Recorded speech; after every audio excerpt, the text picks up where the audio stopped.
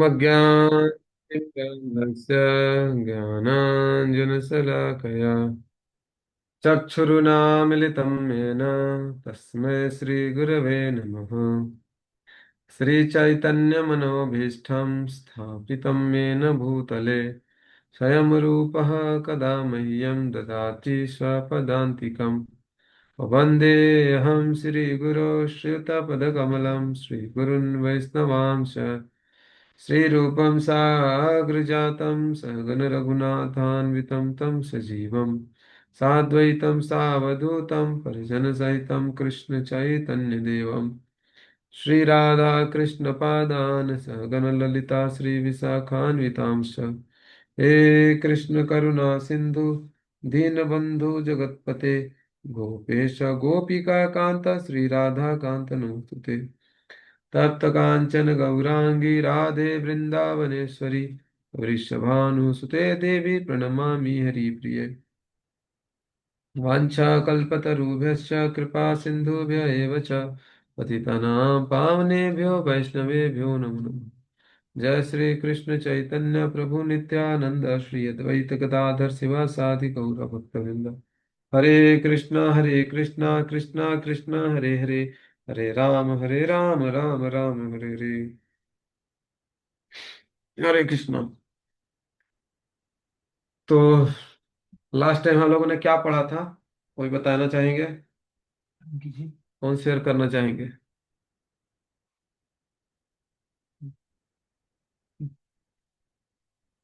रंजीत प्रभु स्वागत है। हरे कृष्ण प्रभु जी। आज थोड़ा आप लास्ट टाइम आए आगे। थे?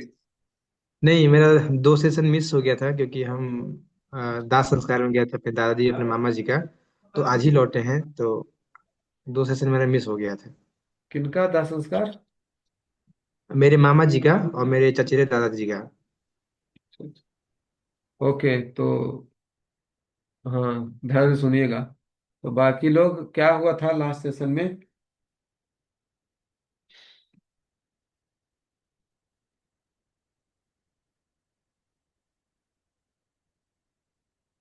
गुरु कौन? यस। गुरु कैसे पहचाने? कौन गुरु है? उसके बारे में थोड़ा और कोई बताना चाहेंगे? क्या चर्चा हुआ था उसमें? दो मयंक है जी। छोटा को। अच्छा। हरे कृष्णा रोहन तू ज्वाइन करेगी बोल रहा हूँ।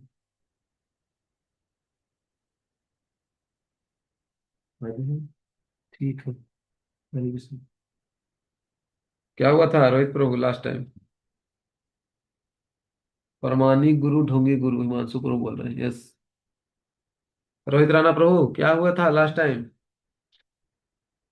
कुछ याद है? थोड़ा सा याद है, बीच में आए थे ना उसमें हम। हम्म। उसमें उस समय हम आए थे। उसी समय आए थे जिस समय भगवान कृष्ण के साथ में अर्जुन को बता रहे थे भगवान। हम्म। तो वही बता रहे थे कि भगवान थे साथ में, फिर भी उनको संशय हो रहा था अपने पे। हम्म। वो धर्म से भाग रहे थे, वो युद्ध करने से पीछे हट रहे थे। हम्म। फिर आप प्रमाणिक गुरु के बारे में बता रहे थे और ढोंगी गुरु के बारे में कैसे होते हैं। हाँ। यस। ओके। बहुत अच्छा। राहुल सोनी प्रभु बता रहे हैं दो तरह के आदमी होते हैं, कृपण होते हैं और ब्राह्मण होते हैं। यस। यस। लास्ट टाइम पढ़े थे हम लोग कृपण और ब्राह्मण। तो आप लोग माइक ऑन करके भी बोल सकते हैं, है ना? जो लोग संभव है बोल लो, उनको संभव नहीं हो। ठीक। ओके। तो हम लोगों ने लास्ट टाइम देखा है कि दो तरह के लोग होते हैं। स्टार्ट हुआ था सेशन। एक वो होते हैं जो कृपण होते हैं, एक ब्राह्मण होते हैं। इस शास्त्रों में बताया कि दो शब्दों का इस्तेमाल किया गया है। कृपण उनको कहा गया है शास्त्रों के अनुसार जो मनुष्य शरीर का इस्तेमाल सिर्फ इंद्रिय तृप्ति के लिए करते हैं, जो चार प्रकार के हैं मुख्यतः, और इंद्रिय तृप्ति से जो सुख भोग करते हैं। और ब्राह्मण उनको कहा जाता है जो वो भी सुख भोग करते हैं, लेकिन वो इंद्रिय तृप्ति से नहीं, वो आध्यात्मिक रूप से इंद्रियों को तुष्ट करते हैं। कैसे? जैसे जड़ में जल डालने से सारी वृक्ष तुष्ट होते हैं, उसी प्रकार से जो ब्राह्मण होते हैं वो ब्रह्म को जानने वाले होते हैं और भगवान की प्रसन्नता के लिए कार्य करते हैं, भगवान की सेवा करते हैं। और इस प्रकार से उनकी इंद्रियां तुष्ट होती हैं। और ब्राह्मण वह होते हैं जो जीवन के मूल्य को जानने वाले व्यक्ति होते हैं। कि मनुष्य जीवन अगर मिला है तो भेद को समझते हैं। भेद मतलब कि पशु योनि का और मनुष्य योनि में क्या अंतर है। पशु योनि जो है उसमें हम आहार, निद्रा, भय, मैथुन, इस प्रकार का सुख तो पशु को भी मिलता है, हैं? और इंसान भी अगर उसी में लगा हुआ है तो पशु के समान ही हो जाएगा। तो जो इस तरह का विचार रखता है कि चलो ठीक ही है, हम भी इसी तरह का सुख लेंगे, है ना, आहार, निद्रा, भय में तो शास्त्र उनको कृपण कहता है, कंजूस कहता है। कि मनुष्य शरीर प्राप्त होने के बावजूद इस संसार के बारे में जो व्यक्ति ने समझने का, संसार के कष्टों से बाहर निकलने का समाधान ढूंढने का प्रयास नहीं किया, उसको बोलते हैं कृपण। जो व्यक्ति ने प्रयास किया है उसको बोलते हैं ब्राह्मण। अब कितना प्रयास पास हुआ वो तो सेकेंडरी है, लेकिन अगर प्रयास किया कोई व्यक्ति इस संसार के कष्टों से बाहर निकलने के लिए, तो उसको ब्राह्मण कहा जाता है। अगर प्रयास भी किया है तो पास फेल तो कंसिडरेशन ही नहीं है। कंसिडरेशन है कि अगर प्रयास किया है तो ब्राह्मण कहा जाएगा। और कितना पास कितना फेल वो तो निर्भर करता है कितना उत्साहात, निश्चयात, धैर्यात, तत्त कर्म प्रवर्तनात्, संग त्यागो सतो वृते, ये सब 6 गुणों को कितना तेजी के साथ अपने अंदर ला रहा है, उतना ही तेजी के साथ वह इसमें सफलता प्राप्त कर सकता है। तो वो तो निर्भर करता है, लेकिन अगर प्रयास भी किया है तो उसको ब्राह्मण कहते हैं। फिर हमने चर्चा किया कि जीवन के हम पता कैसे चलेगा, कोई गाइड तो चाहिए ना कि कैसे निकलना है। जैसे हम जब बच्चे होते हैं तो पढ़ाई करते हैं तो हमको पता नहीं है कि क्या करना है। बोलते हैं माता पिता, देखो इसको बोलते हैं ए, तो हम बोलते हैं ए, है ना। बोलते हैं इसको बोलते हैं बी, तो हम लोग बोलते हैं बी। ए से होता है एप्पल, तो हम लोग उसको रटते हैं, सेम चीज रटते हैं, बस रट जाते हैं, है कि नहीं। फिर धीरे धीरे जब थोड़ा और बड़ा होते हैं तब हम समझते हैं। लेकिन हमारा सारा एजुकेशन इस बात पर निर्भर करता है विश्वास के ऊपर, क्योंकि बेस वही है। जैसे हमको बोला गया कि देखो इसको क्या बोलते हैं, इसको बोलते हैं मोबाइल। तो हमने मान लिया कि मोबाइल है, माना ना, विश्वास कर लिया कि मोबाइल ही है ही। नहीं तो अगर उसने पूछे मोबाइल ही क्यों, हाँ, तो कोई जानने वाला व्यक्ति बोल सकता मोबाइल इसको इसलिए कहते हैं, यह ऐसे तो एक मशीन है, और जिस मशीन को एक जगह से दूसरे जगह पर ले जाया जाता है उसको बोला जाता है, क्या बोला जाता है, मोबाइल बोला जाता है। अरे, तो ऐसे तो बहुत सारे मोबाइल हो सकते हैं। मोबाइल कार भी हो सकता है, तो बोला हाँ, कार को भी मोबाइल में की मशीन ही है, एक जगह से दूसरी जगह पर जाता है। हाँ, जैसे देखोगे आप लोग आता है मोबाइल एटीएम, देखें आप लोगों ने, कार में लगा होता है। और उसी प्रकार से मोबाइल फोन है ना, तो एक जगह से दूसरी जगह पे इसको ट्रांसपोर्ट किया जा सकता है। तो मैंने कहा अच्छा, तो इसको मोबाइल ही क्यों कहते हैं, एक जगह से दूसरी जगह ले जाने के वस्तु को। तो कहीं ना कहीं आपको जा करके लास्ट में एक बिंदु पर ही बोलना ही पड़ता है कि आ, इसका नाम ही यही है, सब इसी तरह से इसको संबोधित करते हैं। सब लोगों ने सामूहिक रूप से एक्सेप्ट किया है कि इसको हम लोग मोबाइल फोन ही कहेंगे। और इस प्रकार से हमारा कम्युनिकेशन आसान हो जाता है। उसी प्रकार से जब व्यक्ति पढ़ रहा था, बचपन में हम लोग पढ़ रहे थे, तो हमको पता नहीं कि आगे का एजुकेशन क्या लेना है या क्यों पढ़ रहे हैं, क्या होगा पढ़ने के बाद। हाँ, वो तो मतलब शुरू शुरू में तो पता ही नहीं होता। बस लोग पूछते हैं क्या बनेगा, मतलब बड़ा होके, तो कुछ पता नहीं होता। तो कुछ लोग बोलते हैं डॉक्टर बनेगा, तो हम लोग बोलना सीख जाते हैं, हाँ डॉक्टर बनेंगे। तो लोग खुश होते हैं, यस। तो हम उसको खुश करने के लिए कुछ भी बोल देते हैं, हाँ हाँ हम डॉक्टर बनेंगे, हम इंजीनियर बनेंगे, हैं। लेकिन हमको पता भी नहीं होता डॉक्टर क्या होता है, इंजीनियर क्या होता है। उसी प्रकार से जब व्यक्ति धीरे धीरे धीरे धीरे और बढ़ता है, जब जान भी जाता है क्या होता है नहीं होता है, उसके बाद का एजुकेशन क्या होगा कैसे होगा नहीं जानता। तो यहाँ से यहाँ तक जो पहुंचा और आगे जाएगा, हर एक स्टेज पर हर एक व्यक्ति को गुरु की आवश्यकता पड़ती है। कुछ सीखने वाले शिक्षक की आवश्यकता पड़ती है, जो हमको सिखाए, जो हमको गाइड करे। लेकिन जब अपने जीवन जीने की जब बात आती है ना, तो हम सोचते हैं जीवन तो अपने से जी लेंगे, है ना। लेकिन ऐसा है नहीं, क्योंकि जीवन में देखते हैं, फिर हम लोगों ने उदाहरण देखा था कि अर्जुन जो है वो इसी तरह के परिस्थिति में फंस गए कि इतना शास्त्र जानते हैं, भगवान के भक्त भी हैं, और जीवन के मूल्य को जानने वाला व्यक्ति है, मतलब मनुष्य जीवन का जो मूल्य है ना, ब्राह्मण है। और इसके बावजूद व्यक्ति फंस गया कि क्या करनीय है और क्या अकरणीय है ना। तो उन्होंने क्या किया, तुरंत भगवान की तरफ मुड़ा और भगवान को गुरु बनाया। और वो श्लोक है जो दूसरे अध्याय के 7 नंबर श्लोक बोलते हैं, ये होते हैं क्या, कार्पण्य दोषोपहत स्वभाव, पृच्छामि त्वां धर्म सम्मूढ़ चेता, यच्छ्रेयस्यानि निश्चितं ब्रूहि तन्मे, शिष्यस्ते हम साधि माम त्वां प्रपन्न। बोल रहे हैं कृपण दुर्बलता के कारण, कृपण यहाँ भी आ गया ना, कृपण है ना, कार्पण्य दोषों। बोलते हैं कि जो व्यक्ति जीवन मनुष्य जीवन के मूल्य को नहीं जानता, ऐसा दुर्बलता आ गया मेरे अंदर, है ना। कार्पण्य दोषो, दोष आ गया मेरे अंदर। उपहत स्वभाव, मेरे स्वभाव में आ गया है। तो क्या कर रहे हैं, मैं पूछ रहा हूँ, परीक्षा में त्वाम धर्म सम्मूढ़ चेता। मैं पूछ रहा हूँ आपसे कि कृपया करके मुझे बताइए मेरे लिए क्या धर्म है, क्या करनीय है, क्या उचित है, कृपया करके मुझे बताइए। तो भगवान पूछ सकते थे कि क्यों बताएं। तो बोले कि शिष्यस्ते हम साधि मानता, मैंने अब से मैं आपका मित्र नहीं हूँ, और मैं आपको अपना गुरु बनाता हूँ। आप मेरे को शिष्य समझ करके ज्ञान दीजिए, क्योंकि मित्रवत जो ज्ञान दिया जाता है ना, बहुत बार हम लोग लाइटली लेते हैं ना, मित्र अगर अच्छा बात भी बताता है तो उसको मजाक में उड़ा देते हैं, है ना। तो इसीलिए बोले आप मेरा गुरु बन जाइए, और गुरु बन के मेरे को और गुरु की तरह सीरियसली अब मैं बात करना चाहता हूँ, क्योंकि मैं एकदम से भ्रमित हो गया हूँ। कृपण दुर्बलता के कारण मैं जीवन के मूल्य को समझ नहीं पा रहा हूँ, है ना, धर्म क्या है। तो इसी तरह से हम लोग भी अपने जीवन में फंस जाते हैं बहुत बार, कि मुझे क्या करना चाहिए, क्या नहीं करना चाहिए। तो उस समय गुरु की तरफ मुड़ना चाहिए, पूछना चाहिए। और बहुत बार हो सकता है कि हम समझ भी ना पाए, और चीजों को, ऐसे जरूरी नहीं कि हर बार हर चीज एक ही बार में समझ जाए, लेकिन समय आएगा जब सोचिए कि अर्जुन इतना शास्त्र को पढ़ने के बाद शिव जी को प्रसन्न किए, इंद्र को प्रसन्न किए, सबको प्रसन्न करने के बाद भी भ्रम में फंस सकते हैं।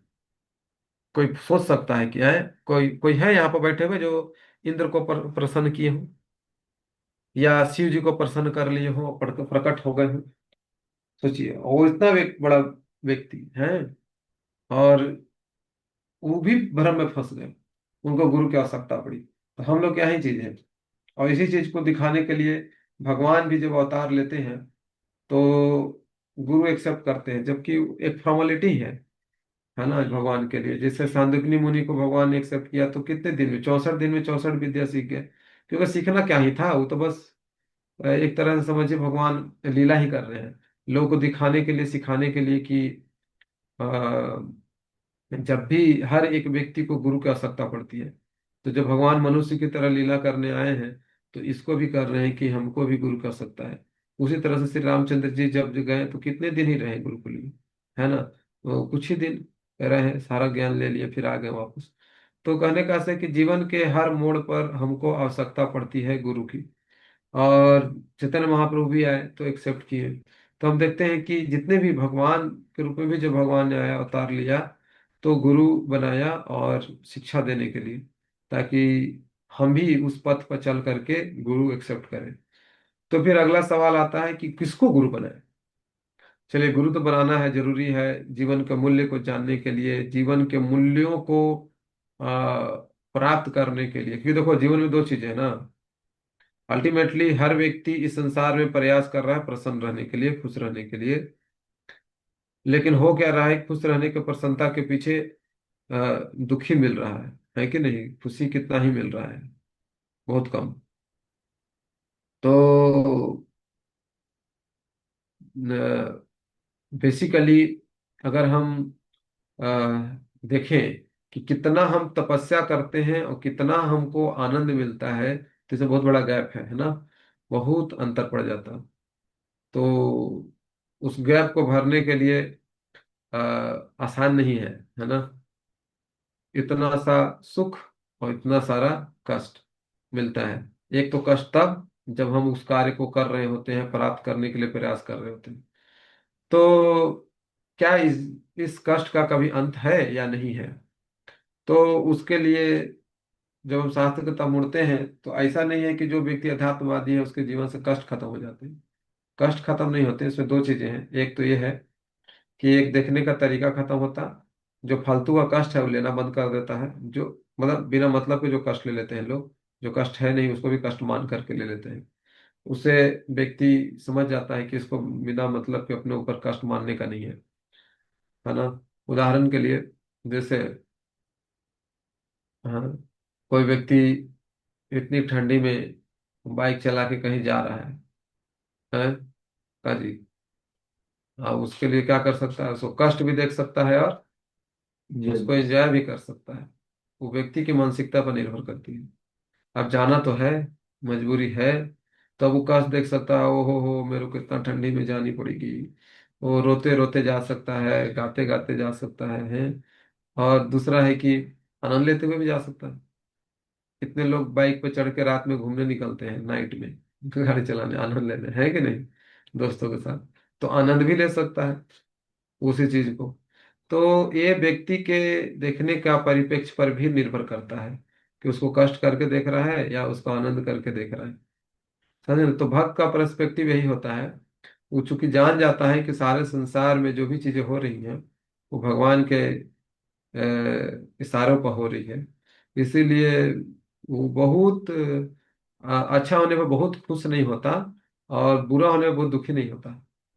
समभाव रखता है नहीं, खुश होता है लेकिन बहुत ज्यादा खुशी नहीं होता कि एकदम अरे वाह, कि भाई मांगिए वरदान, क्या मांगते हैं, और फिर उठपटांग कुछ भी किसी को वरदान दे दे रहा है। या फिर इतना दुखी हो जा रहा है कि बोले कि मैं तो मैं अब पूरे जीवन भर तुमको बर्बाद करने में मैं लगा दूंगा। अब उसका जीवन का गोल ही हो गया इन लोगों को बर्बाद करना। मतलब इस तरह से लोग गुस्सा भी हो जाते हैं। तो खुद ही कष्ट उठाते हैं दोनों केसेस में। तो इसीलिए जो भक्त होते हैं वो समभाव रखते हैं। तो समभाव रखना इतना आसान नहीं है, कहना बहुत आसान है।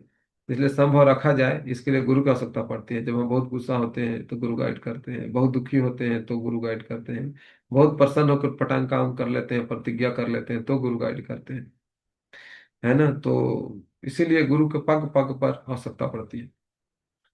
तो गुरु कैसा होना चाहिए? फिर सवाल आता है कि गुरु कैसा होना चाहिए। गुरु का क्या क्वालिफिकेशन है? तो दो तरह के गुरु होते हैं। हाँ, भगवान बोलते हैं जो जिसको जैसा गुरु चाहिए भगवान ही उसको ऐसा गुरु दे देंगे। जिसको ढोंगी चाहिए उसको ढोंगी दे देंगे। जिसको घर में सिर्फ फोटो लगाने के लिए गुरु चाहिए कि हाँ हमारे गुरु जी जानते हैं कौन है भैया, देखिए कौन है, इसको जानते नहीं जानते आप? ये गुरु जी फल्ला मंदिर है विश्व विख्यात, उसके हेड पुजारी हैं। अच्छा अच्छा अच्छा, उनसे दीक्षा लिया हूँ, मेरे घर आते हैं साल में एक आध बार। अच्छा, हाँ, बहुत बड़ा भक्त हूं मैं, उनसे दीक्षा लिया हूँ, ऐसा लोग। तो एक ऐसे भी उसी से बनते हैं लोग। बोलते हैं आप कोई नियम हुए पालन ना, नियम क्या, गुरु जी हैं, ठीक है, अपनी जगह आते हैं, घर में घर शुद्ध कर देते हैं, बहुत अच्छे आदमी हैं। तो एक उस तरह के भी लोग शिष्य बनते हैं। एक गुरु होते हैं हाथ देखने वाले, देखेंगे ग्रह नक्षत्र। और एक गुरु होते हैं दान लेने वाले, समझे कि नहीं, बस उनको दान से मतलब है। तो एक गुरु होते हैं दीक्षा देने वाले, बस उनका दीक्षा दो बिजनेस है। जितना लोग को दीक्षा लेना ले सकते हैं, बस आइए दान कीजिए, नाम लिखाइए, अपना रजिस्ट्रेशन चार्ज है इतना दीक्षा का, पैसा जमा कीजिए, दीक्षा लीजिए, चाहिए, और जो करना है कीजिए, कोई मतलब नहीं। तो इस प्रकार के अनेक प्रकार के ढोंगी गुरु हैं समाज में। नशा करते हैं और नियमों का कोई पालन नहीं करते, कहते हैं कि सब नियमों से मैं ऊपर उठ गया हूँ। साधु अवधूत हो सकते हैं लेकिन गुरु नहीं हो सकते। गुरु होने के लिए एक स्टैंडर्ड है। जो पालन होना चाहिए। ठीक है। जैसे हर विद्वानी व्यक्ति से क्या बोलते हैं उसको टीचर नहीं बन सकता। पढ़ाना एक कला है, समझे कि नहीं। वो सबको पढ़ा नहीं सकता, विद्वान हो सकता है, लेकिन उसी तरह से गुरु होना एक अलग क्वालिफिकेशन है। तो उसके बारे में चर्चा कर रहे थे। तो उसी से संबंधित थोड़ा सा चर्चा को आगे बढ़ाएंगे हम लोग। हम लोग किए थे, फिर से थोड़ा सा उस पर प्रकाश डालेंगे। स्क्रीन दिख रहा है क्या?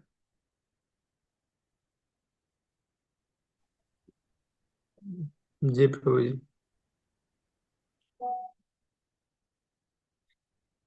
ओके। तो ये है,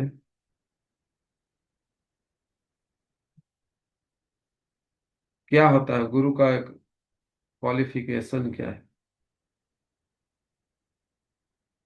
सो पहला क्वालिफिकेशन है, what is the guru's understanding about God. भगवान के बारे में उसका क्या अंडरस्टैंडिंग है ना।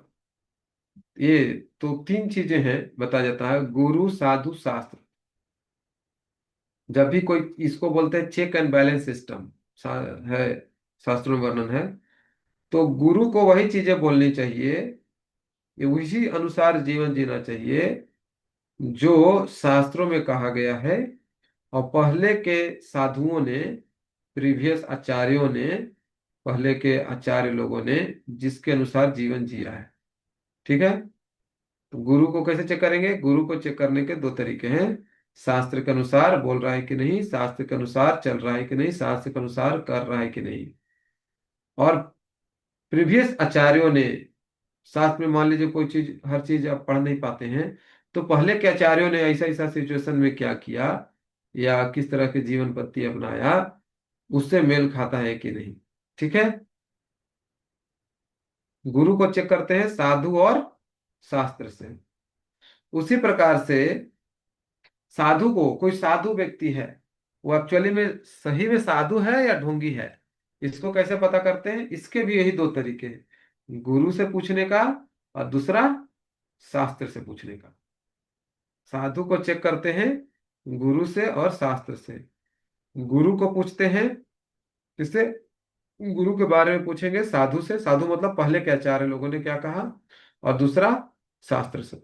और कोई भी पुस्तक जिसको हम शास्त्र कह सकते हैं कि नहीं कह सकते, इसको चेक कैसे करते हैं? इसको भी दो तरीके से, साधुओं से पूछ के, पहले के साधु आचार्य लोग या करंट में भी जो आचार्य हैं हमारे जो परंपरा से हैं, और गुरु से पूछ के, तभी हम उसको शास्त्र कहेंगे। ये नहीं कि कोई भी पुस्तक लिख दिया और ऊपर से लिख दिया भगवत गीता, तो हम उसको भगवत गीता नहीं कहेंगे। ठीक है। हरे कृष्णा। तो ये है। तो पहला,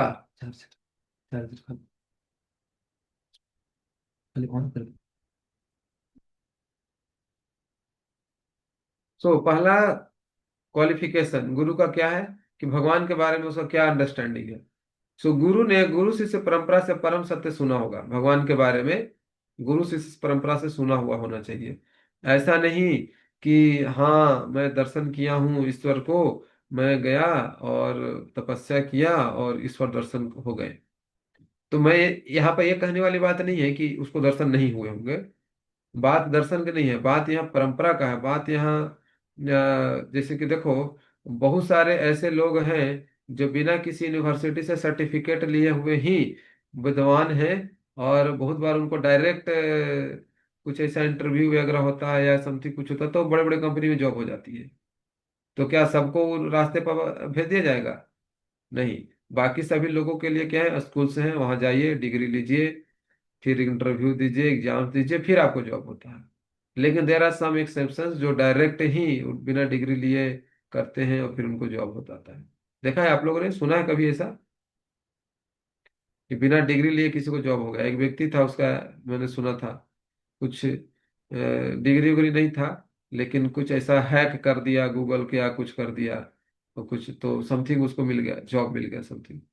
तो कहने का से ऐसे एक्सेप्शंस भी होते हैं। तो बात ये नहीं है, बात यह है कि जिसने गुरु शिष्य परंपरा से भगवान को, भगवान के बारे में सुना है, जाना है, वो अपने मन से कोई चीज गढ़ता नहीं है।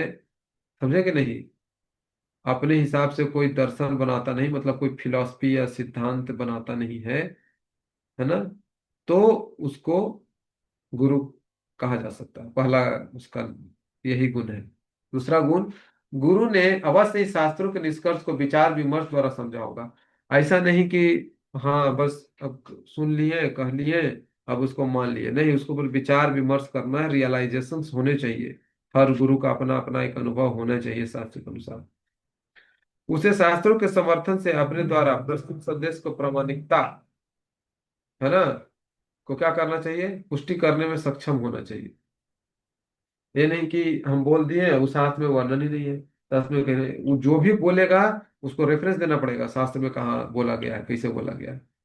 पहला तो अपने विचार विमर्श करके शास्त्रों के जो निष्कर्ष है उसको विचार विमर्श करके समझा होगा, ताकि तभी आपको समझा पाएगा, तो नहीं समझा पाएगा अगर विचार विमर्श नहीं किया है तो।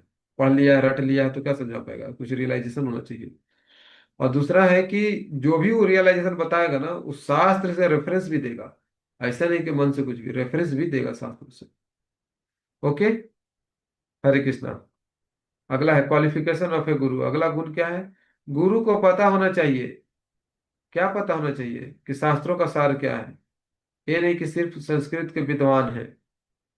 भगवत गीता में भगवान बता रहे हैं वेदेश्च सर्वैरहमेव वेदो, बता रहे हैं कि वेदों का अंतिम निष्कर्ष यह है भगवान को जाना। अहम एव मतलब भगवान को जानना ही वेदों का निष्कर्ष है। तो संस्कृत जान गए और पूछा जाए कि ईश्वर कौन है तो कंफ्यूज हो गए। ईश्वर निराकार है, ईश्वर सर्वशक्तिमान है, ईश्वर हर जगह विद्यमान है, ईश्वर जो है विभु है। अब वो ईश्वर के गुणों को बता रहे हैं, अभी बता ही नहीं रहे कि ईश्वर कौन है। हम्म। अब किसी व्यक्ति के बारे में पूछा गया तो ये बता ही नहीं रहे कि व्यक्ति कौन है, और बाकी सब चीज बता रहे हैं। उसका घर इधर है, वो देखने में सुंदर है, ऐसा कोट पहनता है, लेकिन मुझे है कौन वो नहीं बताएंगे, वो नहीं पता तो फिर क्या ही फायदा। तो गुरु को पता होना चाहिए, शास्त्रों का सार है भगवान को जानना, और भगवान के बारे में उसको पता होना चाहिए। सिर्फ विद्वान बनने से काम नहीं चलेगा। संस्कृत का विद्वान हो गए और पूरा उसमें अलंकार यहाँ पर छूट गया, यहाँ पर ये छूट गया, दोष निकाल रहे हैं बस, उससे नहीं काम चलेगा, उसे गुरु नहीं बन सकते। हाँ विद्वान कहे जा सकते हैं, बट जो गुरु, गुरु मतलब जो अंधकार से प्रकाश की तरफ ले जाता है, जो माया से कृष्ण की तरफ ले जाता है व्यक्ति को, जो इस संसार के जो भ्रम पूर्ण संसार है ना उसको, भ्रम को हटा सकता है। अंधकार, भ्रम का जो अंधकार है उसको हटा करके प्रकाश ला सकता है जीवन में, उसको गुरु कहते हैं। ठीक है। तो गुरु ये नहीं कि विद्वान है संस्कृत का खूब श्लोक बोल रहे हैं तो उसको गुरु बना लें, वैसे क्या होगा, उससे हमारा कुछ फायदा नहीं होने वाला। अगला, गुरु जाति पंथ से परे है। ऐसा नहीं कर सकते कि गुरु जो है ना, ये देखो ये विदेशी गुरु हैं, ये देसी गुरु हैं, ये जो है सो शूद्र गुरु हैं, ये ब्राह्मण गुरु हैं, ये क्षत्रिय गुरु हैं, ये गोरे गुरु हैं, ये काले गुरु हैं। ये सबका जो उपाधि है ना, ये रंग, राष्ट्रीयता या कोई भी सतही अंतर, ये सब जो है से ये सब चीजों गुरु नहीं देखता। गुरु नहीं देखना चाहिए, या हम लोग को भी गुरु में नहीं देखना चाहिए, और गुरु भी नहीं देखता, कभी नहीं देखता। प्रामाणिकता की पुष्टि करने में सक्षम होना चाहिए वह जो संदेश प्रस्तुत कर रहा है, शास्त्रों का समर्थन करना है, शास्त्रों के समर्थन से संदेश को प्रस्तुत करे और प्रामाणिकता को पुष्ट कर सके। ये नहीं कि मनगढ़ंत कुछ भी बता रहे हैं। ठीक है, यहाँ तक समझ गए। और ये सब चीजों पर नहीं ध्यान देना चाहिए। एक कहावत भी है ना, बोलते हैं गाँव में, साधु न क्या बोलते हैं, जात न पूछिए साधु से, पूछ लीजिए ज्ञान, है ना। तो उसमें से है कि जात, गुरु का कोई जात नहीं होता, गुरु का एक ही जात है कि वह कृष्ण का दास है। ठीक है। चैतन्य महाप्रभु बोले हैं कि गुरु कौन है, जय कृष्ण तत्ववेता सही गुरु है। जो कृष्ण को तत्व से जानता है वही गुरु है। कीबा विप्र कीबा न्यासी शूद्र के न नए, जय कृष्ण तत्ववेता सही गुरु है। कीबा विप्र कौन ब्राह्मण है, कीबा न्यासी कौन सन्यासी है, कि शूद्र के न नए, शूद्र कौन। बोले कि गुरु ही सब नहीं होता, गुरु तो गुरु होता है जो कृष्ण को तत्व से जानता है, उसका ये सब जात नहीं है। ब्राह्मण, शूद्र, है सन्यासी, गृहस्थ, ये सब जाति गुरु का नहीं है। गुरु के लिए ये सब उपाधि नहीं है, ये सब बाकी लोगों के लिए है। ये सब चीजों से ऊपर होता है गुरु। ओके, हरे कृष्णा।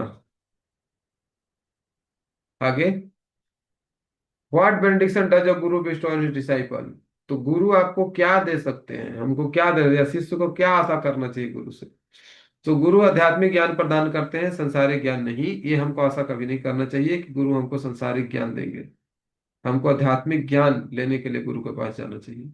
गुरु व्यक्ति को सिखाता है कि भौतिक से कैसे आगे बढ़ा जाए, भौतिकता से मैंने कैसे आगे बढ़ा जाए, दुनिया से आध्यात्मिक दुनिया तक, भौतिक दुनिया से आध्यात्मिक दुनिया तक कैसे आगे बढ़ेंगे, शाश्वत आनंद की दुनिया की तरफ कैसे जाएंगे, इस पीड़ित दुनिया से शाश्वत आनंद की दुनिया की तरफ कैसे जाएंगे, उसके लिए गुरु है। ठीक है, उसका ज्ञान प्रदान करने के लिए गुरु है। गुरु अपने शिष्यों को क्या देते हैं, भौतिक लाभ नहीं देते, आध्यात्मिक ज्ञान देते हैं। गुरु ना तो आशीर्वाद देने के लिए है, ना ही कुछ सोना पैसा है, या शारीरिक रोग रोग से राहत, ये सब देने के लिए नहीं है। किसके लिए है गुरु। गुरु हमको आध्यात्मिक संसार ले जाने के लिए है। तो बोलेगा अरे, और अभी क्या, तो अभी हमको कुछ नहीं मिलेगा, सोना पैसा, रोग से छुट्टी, कुछ नहीं मिलेगा। तो फिर कहा ले अगला जीवन कोई देखा ना देखा, कोई से सोच सकता है ना। तो ये सब जो चीजें है ना, संसार का जो कष्ट है, सोना पैसा, वो व्यक्ति को फर्क ही नहीं पड़ेगा अगर सच में गुरु के आज्ञा को पालन करेगा तो। सोना आएगा भी तो बहुत ज्यादा खुश नहीं, सोना चोरी भी हो जाएगा तो बहुत ज्यादा दुखी नहीं, पैसा आ भी गया तो बहुत ज्यादा खुश नहीं, और नहीं भी है तो बहुत ज्यादा दुखी नहीं। शारीरिक रोग के भी केस में वही चीज है, समभाव हो जाता है। जैसा कि गीता में भगवान बोलते हैं कि जो व्यक्ति इस प्रकार से होता है वो मेरा बहुत प्रिय है, प्रिय बन जाता है, समभाव रखने वाला व्यक्ति। समझा है कि नहीं। तो वो व्यक्ति भगवान का प्रिय होकर इस संसार में भी सुख भोगता है। और क्योंकि देखो ये सब इमोशंस है ना, इमोशंस को कंट्रोल कर लेता है। जो इमोशंस को कंट्रोल करने लगा, तो करता मतलब अलग से कुछ प्रयास नहीं करता कि कंट्रोल करने का हम प्रयास कर रहे, हो जाता है ये सब चीजें। जैसी कोई भी आध्यात्मिकता का गुरु के आज्ञा का पालन करता है, सब चीजें बाय डिफॉल्ट हो जाती है। कुछ समभाव रखेगा, क्रोध नहीं है उसको बहुत ज्यादा आएगा, गुस्सा बहुत ज्यादा नहीं आता, बहुत ज्यादा, मतलब ये सब चीजों के कब्जा में नहीं आ जाएगा कि उसको गुस्सा हावी हो गया, काम भावना हावी हो जा रहा है। होगा भी तो बहुत कम समय के लिए, तुरंत, और फिर फिनिश खत्म, चला जाएगा क्रोध। फिर लोभ आएगा तो थोड़ा देर के लिए, और कुछ समय बहुत ज्यादा भक्ति में बढ़ जाएगा तो आएगा ही नहीं, वो अपने अनुसार उसको यूज कर सकता है। चाहेगा तो क्रोध लाएगा, चाहेगा तो लोभ लाएगा, और नहीं चाहेगा तो कभी आएगा ही नहीं उसको। ठीक है, इस संसार में रहते हुए भी आनंद उठाता है, और इस संसार से जाने के बाद भी आनंद उठाता है। हरे कृष्ण। सो एक और है, what is the guru relation with wealth women followers. So पैसा, स्त्री और अपने शिष्य या फॉलोअर के प्रति उसका क्या रिश्ते हैं।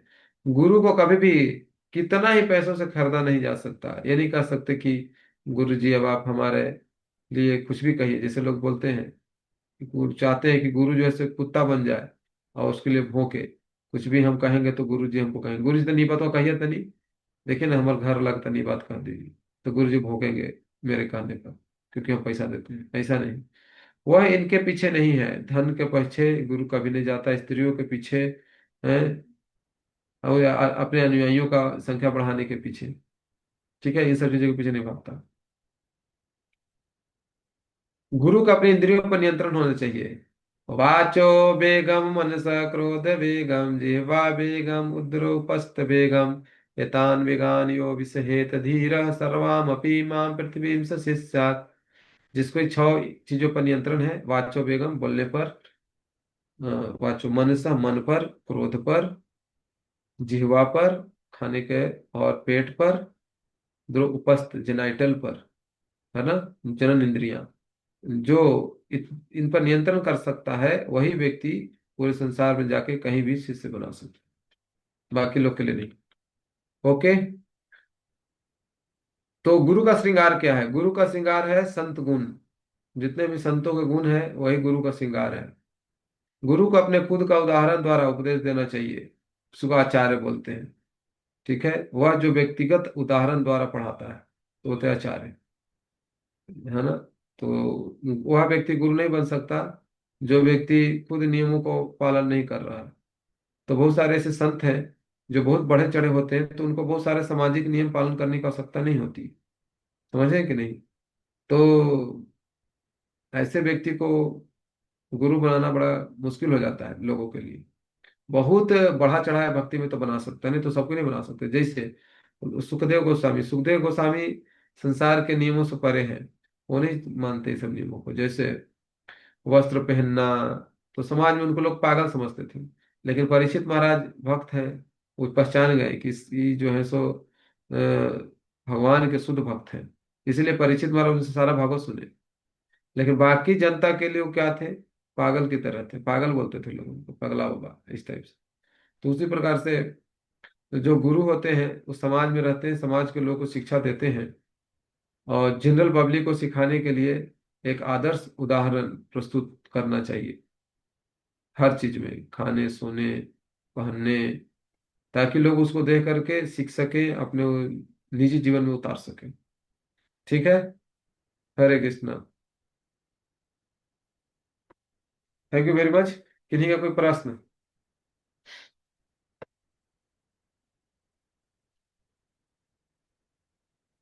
इसको समझना बहुत जरूरी है प्रभु, नहीं समझेंगे ना तो फंस सकते हैं हम लोग। क्योंकि देखो, हमको लगता है कि कोई भी व्यक्ति गुरु बन सकता है, और कोई भी व्यक्ति को हम गुरु बना के शिक्षा ले सकते हैं, और फिर फंस जाते हैं। और धीरे धीरे उसका भक्ति बढ़ने के बजाय धीरे धीरे भक्ति डाउन होते चला जाता है, समझे। उसका भगवान पर विश्वास बढ़ने के बजाय भगवान पर से विश्वास धीरे धीरे धीरे उठ जाता है। इसीलिए हमको कहाँ विश्वास पुट करना चाहिए, कहाँ रखना चाहिए, कहाँ नहीं रखना चाहिए, शुरू से ही एकदम क्लियर। नहीं तो इधर उधर ज्यादा करेंगे तो रास्ते से भटक जाएंगे। ठीक है, घोड़े की तरह दोनों तरफ लगा के। तो कोई सोच सकता है प्रभु जी से तो पूरा तो एकदम ब्रेनवास हो जाएगा, तो हाँ, ब्रेनवास तो करना जरूरी है ना। ओके। बिना ब्रेनवास से कुछ होता है जी? भौतिक जीवन में भी अगर किसी को नौकरी भी चाहिए तो उसको ब्रेनवाश करवाना पड़ता है, दिन रात करके सोचना पड़ता है, दिन रात उसके बारे में चर्चा करनी पड़ती है। हमको प्राप्त करना है, प्राप्त करना है, प्राप्त करना है, तब जा करके मोटिवेशन आता है, समझे कि नहीं। और उसी चीज को हम लोग कर रहे हैं कई एक जन्म से। कई एक जन्म से सेक्स लाइफ में व्यस्त हैं, कई एक जन्म से खाने में, हर जन्म में खाते ही हैं, सोने में, मैथुन करने में, हैं का अपनी रक्षा करने में इतना लिप्त रहे हैं अलग अनेक जन्मों से, कि इस जन्म में भी आने के बाद लगता नहीं है कि इसके अलावा भी कोई सुख है। अनुभव करना भी बड़ा मुश्किल हो जाता है। इसीलिए जब तक strong association, strong lectures, strong training नहीं मिलेगा तो कैसे रिलीज कर पाएंगे। जितना ज्यादा गंदगी उतना ज्यादा सफाई में मेहनत। तो गंदगी बहुत ज्यादा है, सफाई का मेहनत भी ज्यादा लगेगा, तो ज्यादा तपस्या करना पड़ेगा। जितना ज्यादा तपस्या करेंगे उतना आनंद आएगा, समझे कि नहीं। हाँ, तपस्या में ही सुख है, नहीं तपस्या में सुख होता था इतना लोग तपस्या कर ही नहीं पाते। ठीक है, जो करते हैं उनको अनुभव है, आप लोग भी करते हैं थोड़ा बहुत, जितना करते हैं उतना तो पता चल ही गया होगा, समझे। तो रोज सुबह सुबह उठ के 4 बजे नहा के मंगला आरती कीजिए, आपको पता चलेगा। कब? जब आप छोड़ेंगे। 1 साल मंगला आरती करिए और फिर छोड़ दीजिए मंगला आरती, फिर पता चलेगा कि मंगला आरती करना कितना अच्छा रहता था। समझे, जैसे कि स्कूल लाइफ में व्यक्ति डिसिप्लिन रहता था, सुबह उठ के मजबूरी में ही जाता था, लेकिन गया और डिसिप्लिन लाइफ हो जाता था। फिर स्कूल से आना है, खाना है, थोड़ा खेलना है 2 घंटा, फिर पढ़ना है, तो अच्छा रहता था। जब कॉलेज में जाता है तो अपना मनमानी हो जाता है, कोई डिसिप्लिन लाइफ ही नहीं है। साल के साल बीत जाते हैं, क्या प्राप्त किया? कुछ नहीं। वही 10 साल में इतना चीज प्राप्त कर लिया, और उधर कॉलेज में जाके कुछ भी प्राप्त नहीं कर पाया, समझे कि नहीं। तो इसीलिए तो डिसिप्लिन लाइफ बहुत जरूरी है। इसीलिए गुरु क्या करते हैं, डिसिप्लिन बनाते हैं व्यक्ति को, इंद्रियों को नियंत्रण करने के लिए सिखाते हैं। इंद्रियां नियंत्रण कीजिए, डिसिप्लिन लाइफ होना चाहिए। डिसिप्लिन होता है तब व्यक्ति संसार में भी इंजॉय कर सकता है, सुख भोग सकता है। और डिसिप्लिन होने के लिए इंद्रियां और मन को नियंत्रित होना बहुत जरूरी है। और इंद्रियों को नियंत्रित करने के लिए कुछ हायर प्रिंसिपल होना चाहिए, कुछ सिद्धांत होना चाहिए जिसके लिए हम इंद्रियों को नियंत्रित कर दें। नहीं तो अगर ऊंचा सिद्धांत नहीं है तो फिर क्या ही करेंगे। समझ आ रहा? ऊंचा सिद्धांत होना चाहिए। तो छोटा मोटा सिद्धांत है, बना लिए, वो पूरा हो गया, बात खत्म। नौकरी लेना था प्रभु जी, इसलिए इतना मेहनत कर रहे थे 3 रात। तो नौकरी हो गया, उसके बाद क्या करोगे? तो नौकरी हो गया, अब क्या है? तो फिर जैसे हम तैसे जिएंगे। और फिर जो सुख पहले मिल रहा था वो भी गया। जो तपस्या में सुख है एक्चुअली में, जितना तपस्या करता है जो भी व्यक्ति, वो एक्चुअली में सुखी है। भौतिकतावादी व्यक्ति भी अगर डिसिप्लिन लाइफ जीवन जीता है तो उसको अच्छा सुख मिलता है उसको। इनडिसिप्लिन व्यक्ति क्या ही सुख ले पाएगा। ठीक है ना? हरे कृष्णा। आज जीवन भर डिसिप्लिन बनाए रखने के लिए कुछ हायर प्रिंसिपल होना जरूरी है। और higher principle, top most principle यही है कि भगवान की प्रसन्नता के लिए कार्य किया जाए, इस जीवन में भी सुखी रहा जाए और अगला जीवन में भी सुखी रहने का प्लानिंग अब ऑटोमेटिक बन ही जाता है। Hare Krishna. So thank you very much, सभी भक्तों का बहुत बहुत धन्यवाद। किन्हीं का कोई प्रश्न है तो पूछ सकते हैं, नहीं तो हम लोग एंड करेंगे मीटिंग।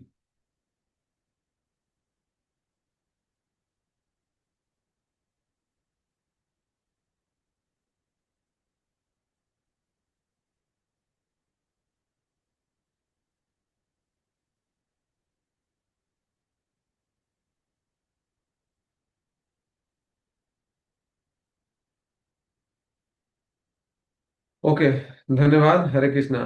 तो आपसे भक्तों के लिए एक बार जोर से हरे कृष्ण महामंत्र के साथ धन्यवाद करेंगे। हरे कृष्णा कृष्णा कृष्णा कृष्णा हरे हरे, हरे राम राम राम हरे हरे। धन्यवाद।